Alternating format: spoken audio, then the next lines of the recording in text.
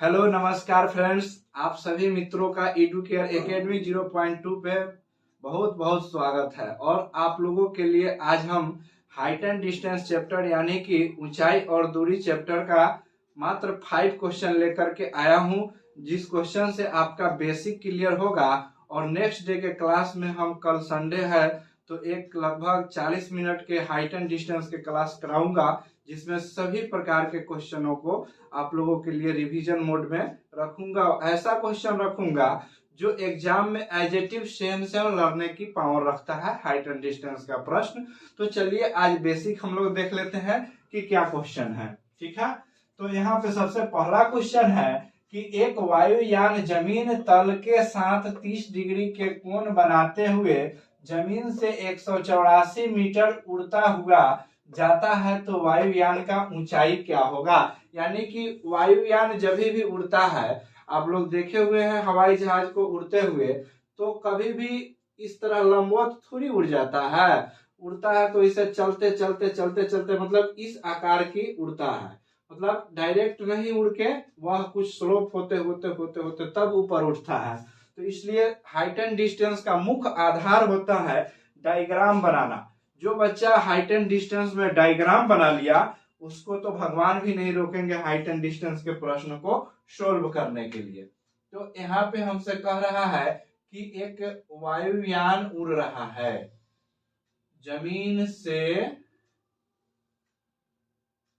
यहाँ देखिए जमीन से 30 डिग्री के कोण के साथ। तो वायुयान उड़ेगा तो इसी प्रकार ना उड़ेगा, वायुयान उड़ेगा तो यहाँ देखिए इसी प्रकार उड़ेगा। अब यहाँ पे वायुयान है, मान लीजिए कि यह बी कोण 90 डिग्री है, सी यहाँ पे है। अब यहाँ से कोई वायुयान उड़ना स्टार्ट किया, ठीक है, 30 डिग्री के कोण के साथ यह वायुयान उड़ना स्टार्ट किया है।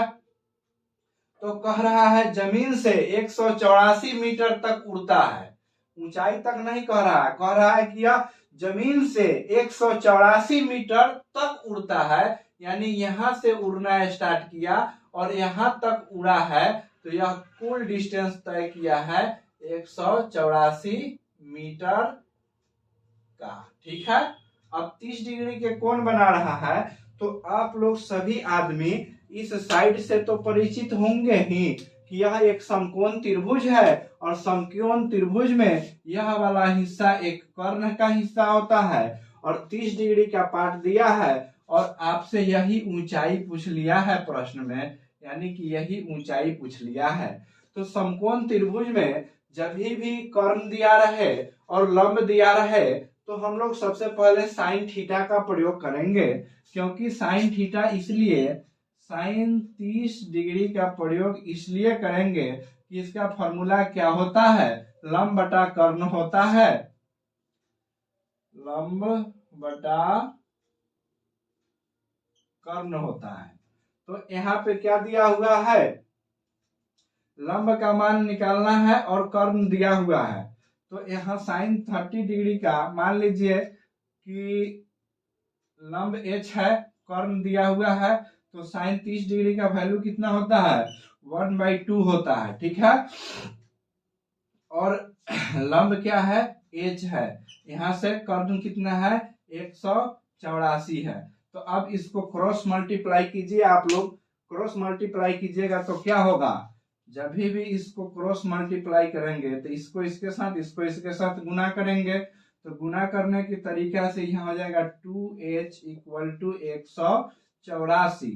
h इक्वल टू क्या हो जाएगा, 184 डिवाइड 2, यानी कि 2 से काटिएगा तो 2 9 18, 2 दूनी 4, यानी कि 92 मीटर की ऊंचाई पे उड़ रहा है। h का मान आ गया 92 मीटर। यह 92 मीटर क्या है, यह हवाई जहाज की ऊंचाई है। इसको आप लोग नोट कीजिए, एकदम इसी प्रकार बनाइएगा जैसे हम आपको बताए हैं। उसके बाद दूसरा नंबर प्रश्न कह रहा है किसी मीनार की लंबाई 10 मीटर है। मान लीजिए कि कोई मीनार है जिसका लंबाई क्या है, 10 मीटर है। मीनार की लंबाई 10 मीटर है किसी मीनार की लंबाई 10 मीटर है और मीनार से कुछ दूरी पर एक व्यक्ति मीनार की चोटी को 45 डिग्री के कोण से देख रहा है तो व्यक्ति और मीनार के बीच की दूरी क्या होगा। हम इसी डायग्राम के साथ इस प्रश्न को आप लोगों को बता देंगे, ज्यादा परेशानी मत होइएगा। यहां से ये हो गया, टेंशन नहीं लेना है, चला एकदम जोश में बनल रहना है, एकदम मोटिवेशन तगड़े से रखना है। काहे कि दुनिया में दूसरा कुछ नहीं है, पढ़ाई लिखाई करना है, एकदम बमबमा के दिमाग से एकदम मोटिवेट रहो, इर्द गिर्द देखते रहो, इधर उधर इत्र तित्र किसी के फर्क प्रभाव में मत आओ, सिर्फ अपने पढ़ाई पे फोकस रखो। और यहाँ देखो, यह व्यक्ति है, मान लो कि अब यह इसका एगो नाम हो गया मीनार, 2 नंबर के सॉल्यूशन है बाबू, ये 2 नंबर के सॉल्यूशन है, इसका मीनार हो गया और यह मीनार 45 डिग्री के कोण के साथ है, 45 डिग्री के कोण के साथ है, कहीं ना कहीं लिखा हुआ। इस मीनार की लंबाई है 10 मीटर, यानी कि इस एच का लंबाई है 10 मीटर, ठीक है। अब कह रहा है कि यहाँ पे कोई ढुनमुन बच्चा खड़ा है, ये ढुनमुन बच्चा यहाँ से इसको देख रहा है, ठीक है। इसको 2 नेत्रों बना देते हैं, एगो नाको बना देते हैं। लो, ये ढुनमुन बच्चा यहाँ से इसको देख रहा है, यहाँ से इसको देख रहा है। तो क्वेश्चन चाहता तो बच्चा के भी लंबाई पूछ सकता था, लेकिन आप पे रहम करते हुए यहाँ से सिर्फ पूछा गया है कि इस बिंदु से बच्चा कितना दूर पे खड़ा है। तो ध्यान से देखिए कि साइन 45 नहीं, गुड, ये गलत हो गया, साइन 45 यहाँ पे नहीं लिख सकते हैं क्योंकि लंब दिया है और आधार निकालना है। तो लंब और आधार का संबंध तो tan में होता है, tan 45 इक्वल टू क्या हो जाएगा, h बटा b हो जाएगा। h का वैल्यू कितना दिया है, 10 दिया है, b का वैल्यू निकालना है। तो यहाँ से tan 45 का मान रखिए, कितना होता है, 1 होता है, 1 इक्वल टू 10 बटा b हो गया, b का मान कितना हो जाएगा, 10 मीटर हो जाएगा।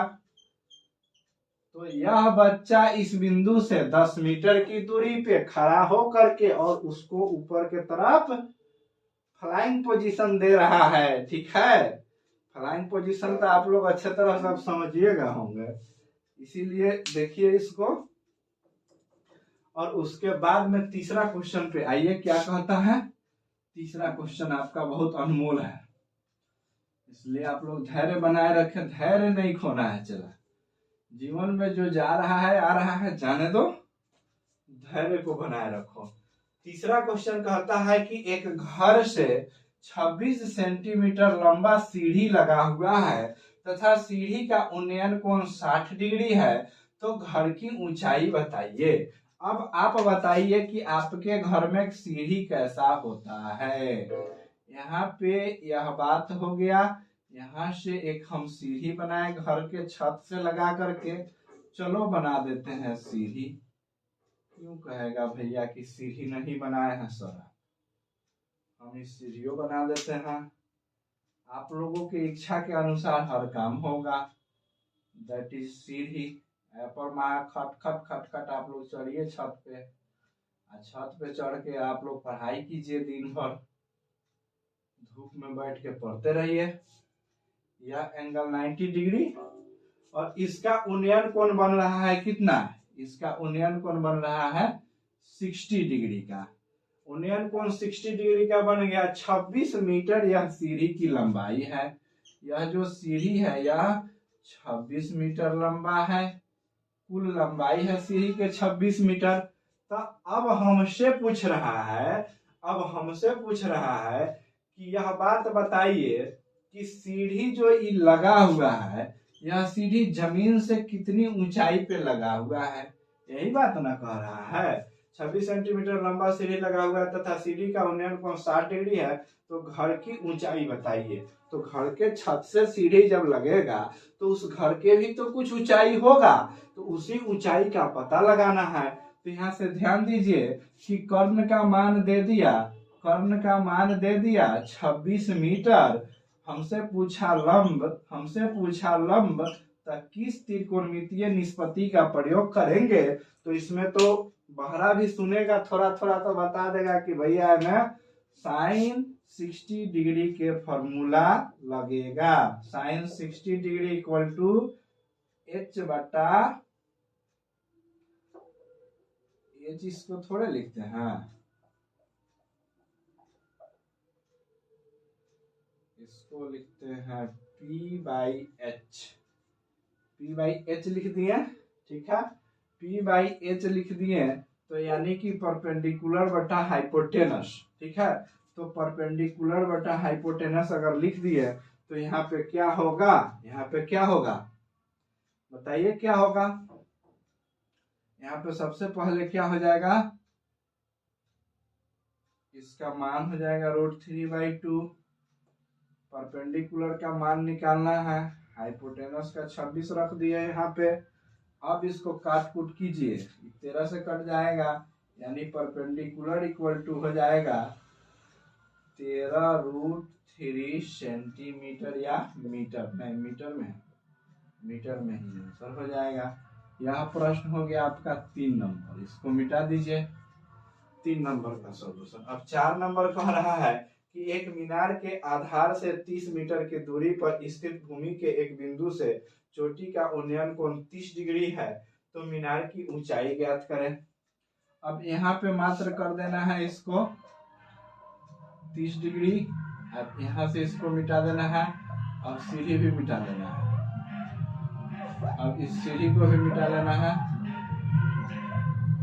अब इस सीढ़ी को भी मिटा लेना है, अब यहाँ पे इसको भी मिटा लेना है, 4 नंबर चपका देना है, इसको भी मिटा देना है, ठीक। अब 4 नंबर चपकाने के बाद होगा क्या कि 30 डिग्री का उन्नयन कोण है और मीनार के आधार से 30 मीटर की दूरी पर स्थित भूमि से एक बिंदु की चोटी के उन्नयन कोण 30 डिग्री है, तो मीनार की ऊंचाई ज्ञात करना है। यानी कि यह भी 30 डिग्री है और यह भी 30 मीटर है, इसका मान ज्ञात करना है, यानी कि P का मान ज्ञात करना है। B दिया हुआ है तो tan 30 डिग्री के प्रयोग कीजिए, P बाई B लीजिए, P बटा 30 लीजिए। tan 30 का फॉर्मूला होता है क्या, वैल्यू 1/√3 होता है। 1/√3 इक्वल टू P बटा क्या लिख सकते हैं, 30 लिख सकते हैं। यहाँ से 1/√3 है चला, तो 1/√3 P बटा, इसको तोड़िए 10 गुने √3 गुने √3 लिख सकते हैं, √3 से √3 जाने दीजिए। P इक्वल टू 10√3 सेंटीमीटर या मीटर, मीटर। मात्रक लिखना नहीं छोड़िएगा, ना तो नंबरों नहीं देगा एग्जाम में। चौथा क्वेश्चन हो गया। अब पांचवा क्वेश्चन कह रहा है कि उस पतंग की डोरी की लंबाई मालूम करें, उस पतंग की डोरी की लंबाई मालूम करें जो पृथ्वी तल के साथ 60 डिग्री के कोण बनाती है एवं पतंग की पृथ्वी से ऊंचाई 60 मीटर है। तो यह कल्पना कर लें कि डोरी में ढील नहीं है। तो उस पतंग की डोरी की लंबाई मालूम करें जो पृथ्वी तल के साथ 60 डिग्री के कोण बनाती है और पतंग की पृथ्वी से ऊंचाई, यानी कि यहाँ पे अब हम इसको मिटा करके एक नया सा फिगर बनाते हैं, गुड फिगर वाला। गुड्डी को उड़ाए हैं आप लोग कभी, वह गुड्डी वाला है कहानी। 5 नंबर आ गया यहाँ पे। अब 5 नंबर में चला, 5 नंबर में करना क्या है कि यहाँ पे एक माथ पर ना एगो गुड्डी बना लेना है।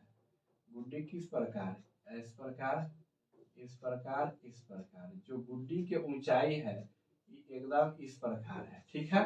इसका नाम दे दीजिए A B C, कुछ नाम दे दीजिए P B C D H, कहीं कुछ लिखा जाए, कोई फर्क नहीं पड़ने वाला, सवाल बनना चाहिए। उस पतंग की डोरी की लंबाई मालूम करें जो पृथ्वी तल के साथ 60 डिग्री के कोण बनाती है, यानी कि जो कोण बना रही है इसका नाम है 60 डिग्री। 60 डिग्री के कोण बनाती है और पृथ्वी से ऊंचाई 60 मीटर है, यानी कि इसकी ऊंचाई 60 मीटर है। अब कह रहा है कि पृथ्वी के एक पतंग की डोरी की लंबाई ज्ञात करें। डोरी की लंबाई मालूम करें, यानी कि यह लंबाई मालूम करना है आपको। तो यह फॉर्मूला देख के पता चल रहा है कि किसका फॉर्मूला लगेगा।